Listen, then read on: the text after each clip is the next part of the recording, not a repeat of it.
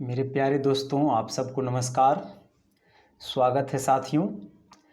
आज हम लोग एक इम्पॉर्टेंट टॉपिक पे चर्चा करने जा रहे हैं जिसका नाम है भाजकों या गुणनखंडों की संख्या, जिसे इंग्लिश में बोलें तो नंबर ऑफ डिवाइजर्स या फैक्टर्स।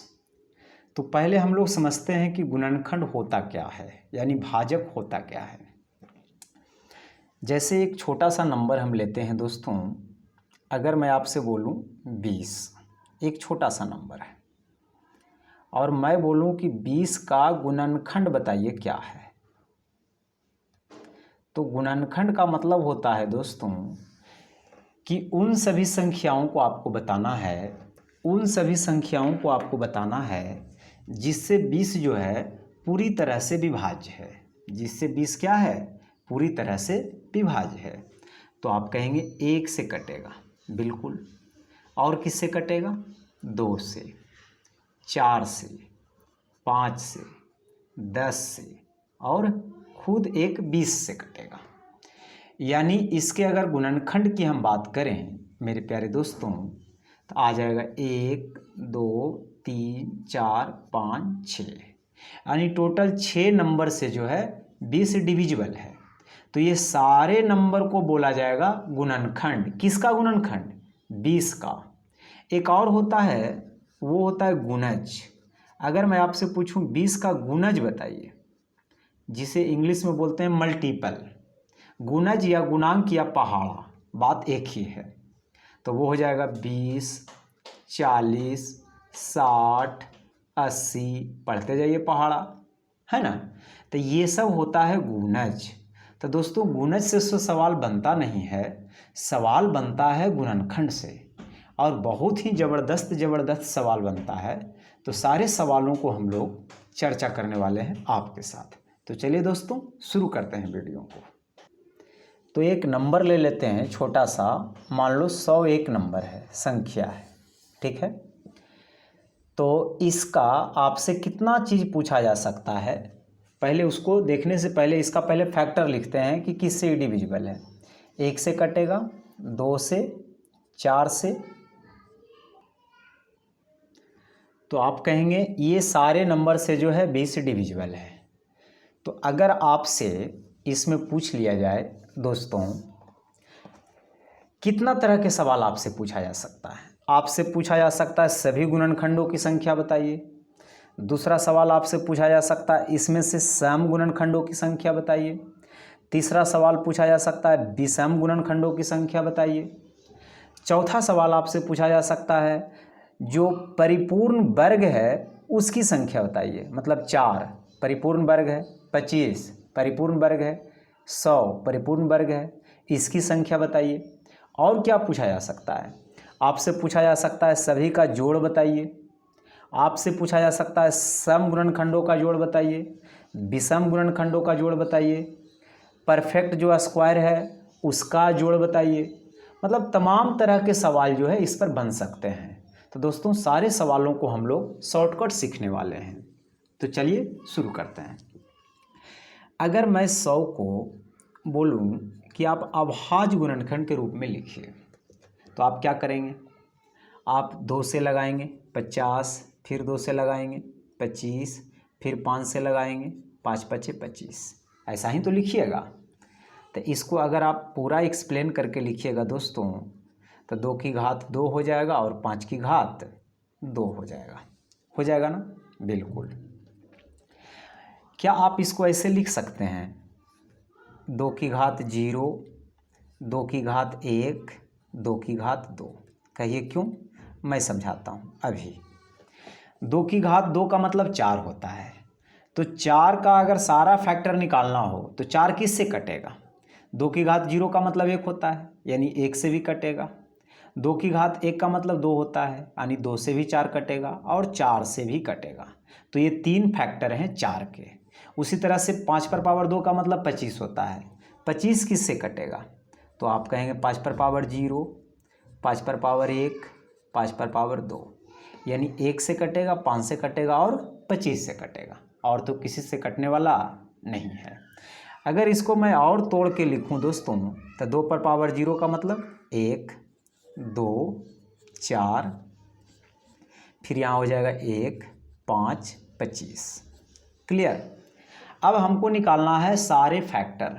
तो मैं कहूँगा ये 3 है तो 3, और ये भी 3 है तो 3, 3 3 9 कर दीजिए ना, आ जाएगा आंसर।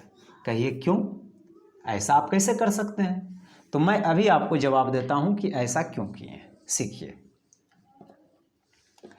जैसे इस 1 को ये सारे नंबर से मल्टीप्लाई कीजिएगा तब इसका फैक्टर निकल के आ जाएगा।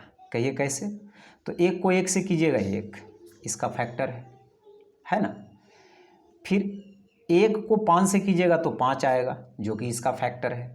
1 को 25 से कीजिएगा तो 25 आएगा जो कि इसका फैक्टर है। फिर इसी तरह से 2 को अगर कीजिएगा तो 2 को 1 से कीजिएगा तो 2 आएगा। फिर 2 को 5 से कीजिएगा तो 10 आएगा।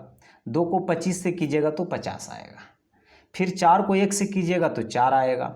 4 को 5 से कीजिएगा तो 20 आएगा, और 4 को 25 से कीजिएगा तो 100 आएगा। यानी आपने क्या देखा? आपने देखा कि जो तीनों नंबर है ना, ये तीनों नंबर से मल्टीप्लाई होगा तो कितना पेयर बन सकता है। तो पहले आप 1 को 1 से कीजिएगा तो 1 पेयर, फिर 1 को 5 से कीजिएगा तो 1 और पेयर, फिर 1 को 25 से कीजिएगा तो 1 और पेयर, यानी 3 पेयर। कितना बन गया दोस्तों? 3 पेयर बन गया, है ना। फिर इसी तरह से 2 के साथ भी 3 पेयर बनेगा, फिर 4 के साथ भी 3 पेयर बनेगा, तो 3 3 3 कितना? 9 हुआ। तो आप 3 + 3 + 3 3 बार जोड़िए या 3 × 3 करिए, 9 तो आएगा। इसीलिए हमने ऐसा किया, हमने मल्टीप्लाई कर दिया। क्लियर। यानी अगले बार से हम लोग क्या करने वाले हैं, शॉर्ट, वो आपको अभी पता चलेगा। तो अभी हमने देखा दोस्तों 100 को इस तरह से तोड़ा। अब जो है हम लोग कितना तरह के सवाल जो है बनेगा, सारे सवालों को डिस्कस करने वाले हैं। अगर आपसे इसमें से पूछ दिया जाए number of all factors, number of all factors, दूसरा क्या पूछा जा सकता है दोस्तों? Number of odd factors, odd factors. तीसरा क्या पूछा जा सकता है? Number of even factors, even factors. चौथा क्या पूछा जा सकता है? Number of perfect square, number of perfect square, यानी परिपूर्ण वर्ग गुणनखंड। इतना तरह के पूछा जा सकता है। तो सारे सवालों को हम लोग कैसे करेंगे सीखिएगा। तो अभी जब हमने 100 को तोड़ा था तो आपने मुझे बताया कि 100 किससे किससे कटने वाला है। तो आपने कहा था 1 से, 2 से, 4 से, 5 से, और किससे? 10 से, 20 से, 25 से, 50 से, 100 से। यानी 9 हुआ। 1 2 3 4 5 6 7 8 9। तो आपने कहा कि इतने सारे नंबर से जो है 100 कटने वाला है। ठीक है। तो अगर आपसे पूछ दे नंबर ऑफ ऑल फैक्टर्स, तो देखिए ये किससे किससे कटेगा? 2 पर पावर 0 से, 2 पर पावर 1 से, 2 पर पावर 2 से, ये 5 पर पावर 0 से, 5 पर पावर 1 से, 5 पर पावर 2 से, है ना। तो ऑल फैक्टर्स में आपको अभी बताया गया कि जितना इसका फैक्टर है, जिसे पावर 2 था तब फैक्टर कितना बना? 3। तो इससे पता चलता है कि जो इसका पावर है उसको एक बढ़ा देना है, यानी 2 है तो 3।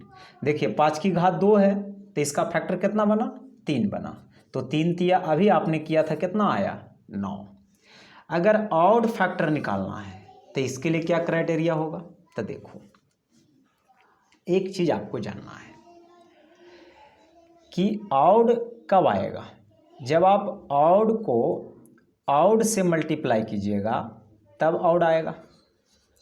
अगर ऑड को इवन से कीजिएगा तो रिजल्ट हमेशा इवन आएगा।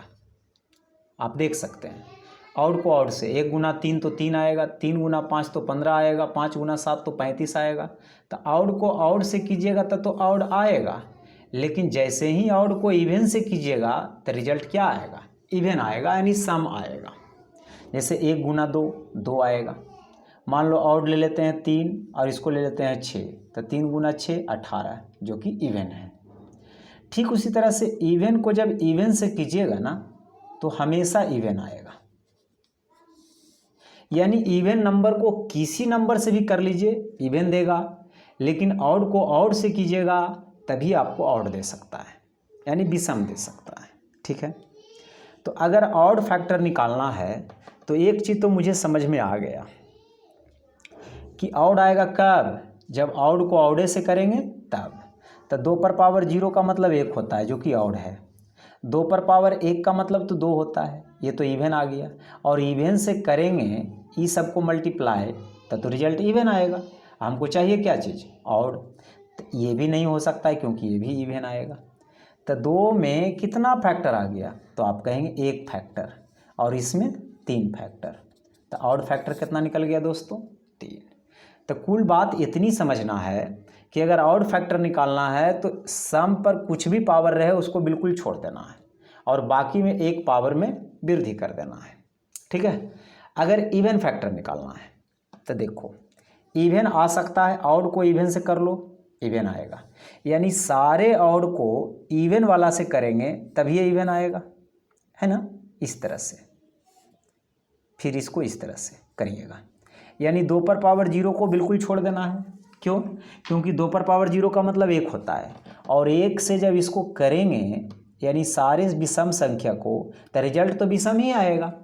यानी एक चीज़ मुझे समझ में आ गया कि इसमें 2 पर पावर यानी लाना हमको इवन, तो विषम को छोड़ देना है, यानी इसका कितना फैक्टर हो गया, 1 2, तो यहाँ लिख दिया 2, और इसका कितना फैक्टर 3, यानी तीनों विषम को अगर हम सम से करेंगे दोस्तों तो रिजल्ट तो सम ही आएगा।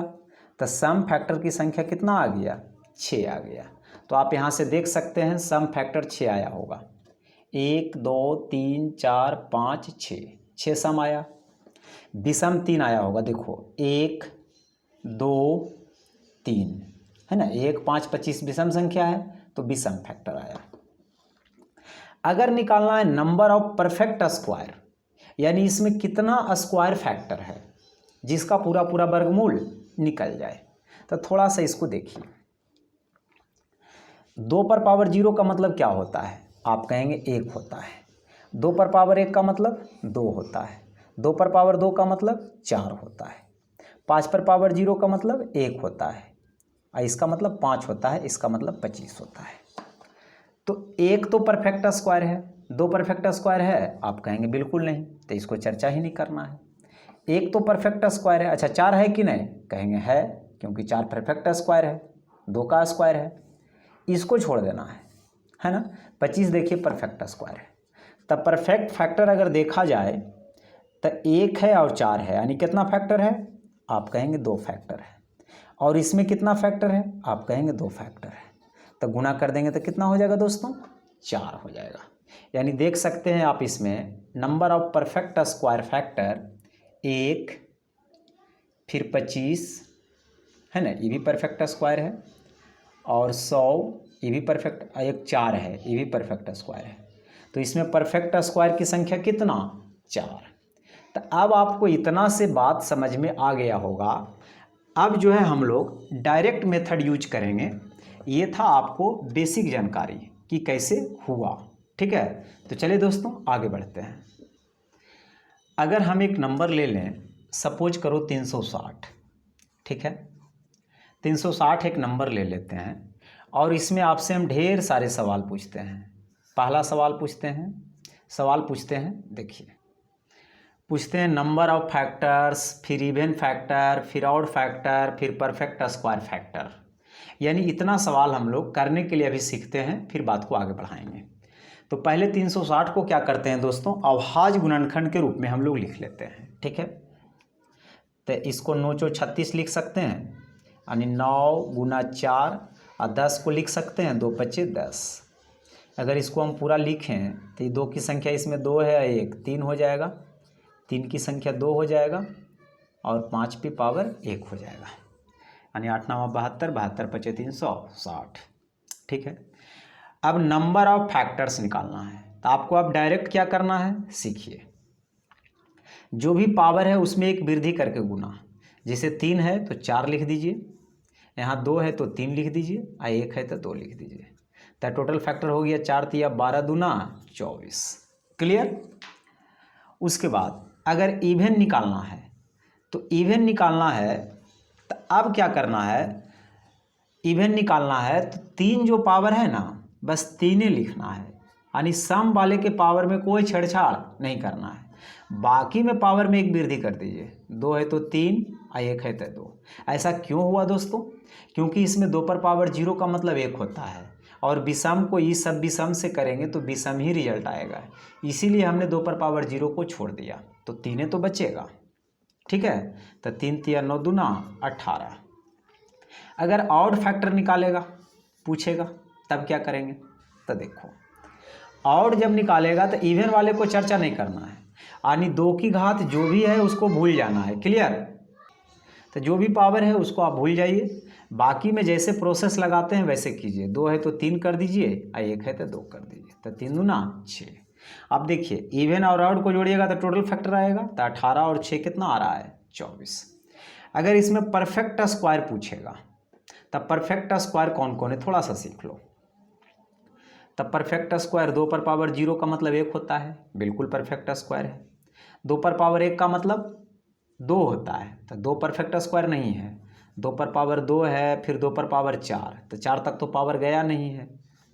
फिर इसमें अगर परफेक्ट स्क्वायर ढूंढे तो 3 पर पावर 0 होगा, 3 पर पावर 2 होगा, 3 पर पावर 1 तो हो नहीं सकता है।